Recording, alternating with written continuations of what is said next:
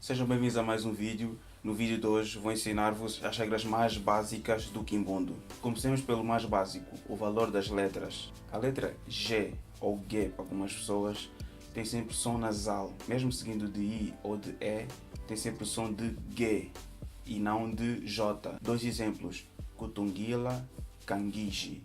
Kutungila, Kangiji. O H tem sempre som aspirado. Diferentemente do português, que o H não se lê, no Kimbundo o H lê-se e tem o som aspirado. Dois exemplos.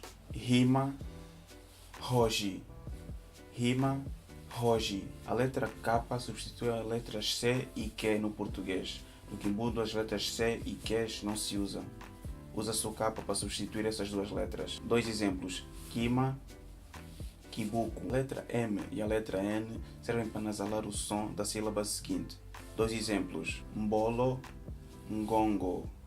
Mbolo, Ngongo. Se vocês repararem bem, eu li Mbolo e Ngongo. Não.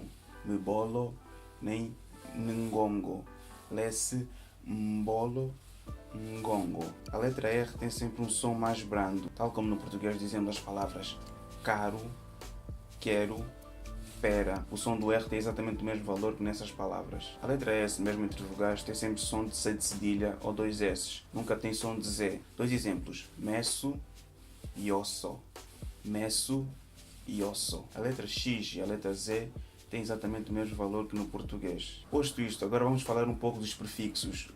Os prefixos são muito importantes no Kimbundo, muito mais que na língua portuguesa. Os prefixos mais usados no Kimbundo são Ka, Ki, Ku, Ji, Mu, A e entre outros. Esses são os mais usados, mas existem muitos outros prefixos. Usamos o prefixo K quando queremos fazer o diminutivo de alguma palavra. Tal como no português dizemos cão e cãozinho, no Kimbundo dizemos Mboá e Camboá.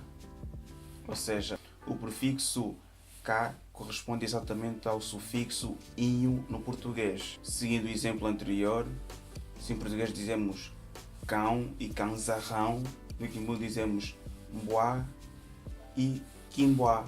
Camboá para o diminutivo, quimboá para o aumentativo. Todos os verbos começados por cu é porque estão no infinitivo. Tal como no português, os verbos no infinitivo são aqueles que terminam em ar, er, ir, or.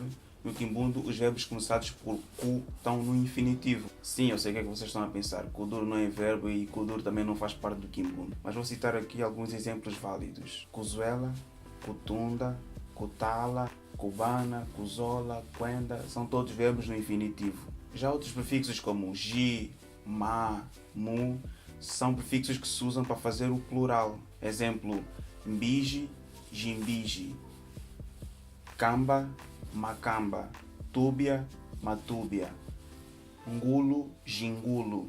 Em relação à acentuação, no Kimbundo usam-se apenas três acentos: o acento grave, o acento agudo e o acento circunflexo. Como algumas palavras se escrevem de forma igual, mas se pronunciam de forma diferente, os acentos vieram para facilitar na pronúncia dessas palavras. Bom, é isto por hoje. Tentei fazer um vídeo mais de gramática, espero que tenham gostado. Se gostaram, metam like e subscrevam o canal e deixem as dúvidas que tiverem nos comentários, que eu vou tentar responder sempre que possível.